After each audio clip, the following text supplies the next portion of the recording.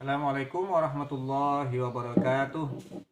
Sahabat, kita bertemu lagi dan insya Allah pada siang hari ini, ini habis sholat zuhur sahabat. Siang hari ini kita akan bahas tentang nikah di luar negeri. Nah, entah itu calon suaminya atau entah itu calon istrinya. Entah itu sama-sama warga negara Indonesia atau salah satunya warga negara asing.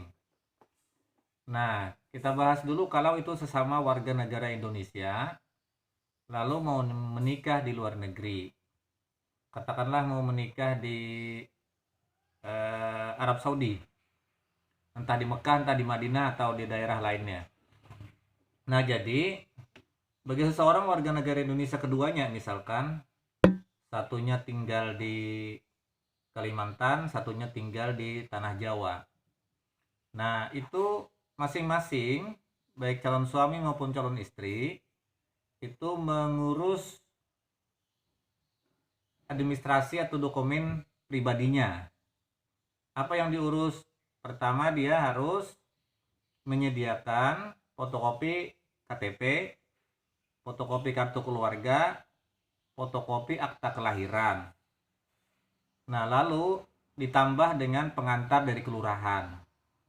Nah, dari kelurahan itu biasanya dibikinkan juga, selain dari pengantar kelurahan bahwa kehendak untuk menikah, dibikinkan juga persetujuan orang tua, kemudian dibikinkan juga persetujuan mempelai, ada belangko khusus. Kalau dulu belangkonya itu ada bernama N1, N2, N3, N4 dan seterusnya. Nah, itu di kantor lurah sudah dibikinkan kalau kita mau mengurus. Nah, jadi belangko pengantar dari kelurahan ditambah dengan kalau kita statusnya duda atau janda. Kalau duda atau janda cerai, maka sahabat ditambah lagi dengan akta cerai.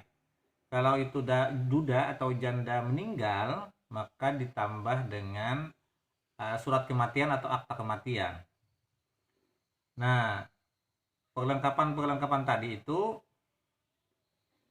ditambah lagi kalau ada keinginan untuk izin poligami atau poligami, maka harus ada izin poligami dari pengadilan setempat. Nah, kalau di Tanah Jawa misalkan di Jombang, maka pengadilan Jombang yang mengeluarkan. Atau di Tenggarong, Kalimantan Timur, Tenggarong yang mengeluarkan. Nah, setelah berkas itu lengkap, nanti mintalah masing-masing calon pengantin ke kantor urusan agama setempat untuk minta rekomendasi nikah. Kalau bahasa umum sih minta pindah nikah gitu. Dari KUA setempat ke Kedutaan Republik Indonesia di Arab Saudi. Nah, perwakilan Republik Indonesia di Arab Saudi. Jadi berkas laki-laki yang lengkap tadi semua di bawah, berkas perempuan yang lengkap tadi semua di bawah, disatukan lalu didaftarkan di perwakilan Republik Indonesia di Arab Saudi. Nah, daftarkan di sana, nanti akan diterima oleh pegawai pencatat nikah luar negeri, PPN luar negeri.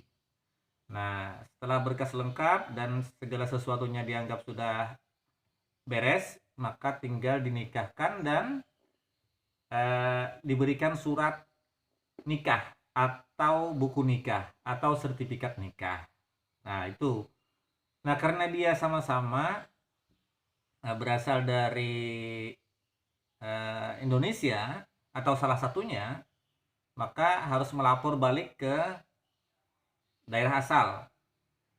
Melapornya kemana? Ke kantor urusan agama kecamatan setempat. Diambil salah satunya. Kalau kita tinggal sudah di daerah Jombang saja di Jombang, kalau kita di Tenggarong Kalimantan Timur di Tenggarong. Daftar di sana, itu nanti pihak KUA akan menuliskan pada buku khusus, yaitu buku pendaftaran nikah luar negeri.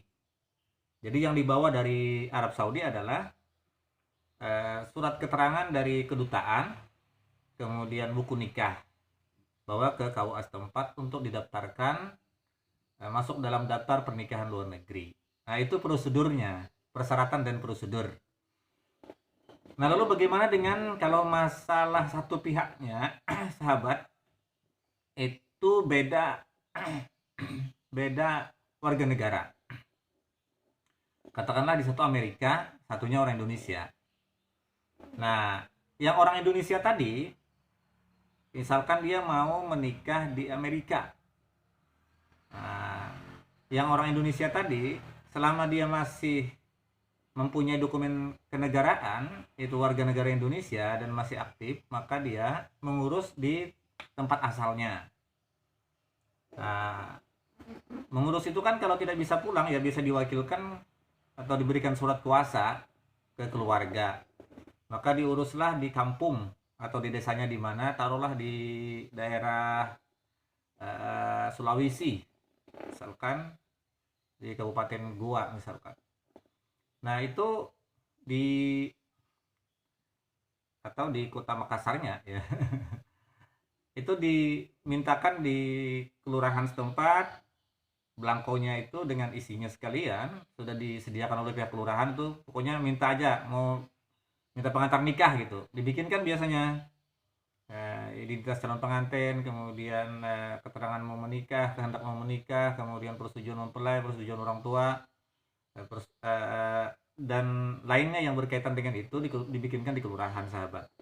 Nah, lalu dilampiri lagi dengan tadi sama halnya yang pertama, kopi akta kelahiran, KTP, kartu keluarga. Kemudian kalau itu pernah cerai, lampirkan akta cerai atau akta kematian kalau kematian. Kalau mau poligami, izin poligami. Nah, lalu dibawa ke kedutaan Indonesia di Amerika. Bawa di sana.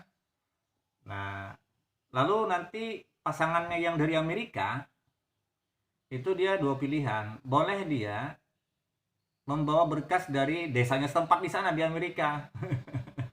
Misalkan di daerah Texas di mana gitu ya. Nanti dia membikinkan hampir sama dengan persyaratan yang ada di Indonesia.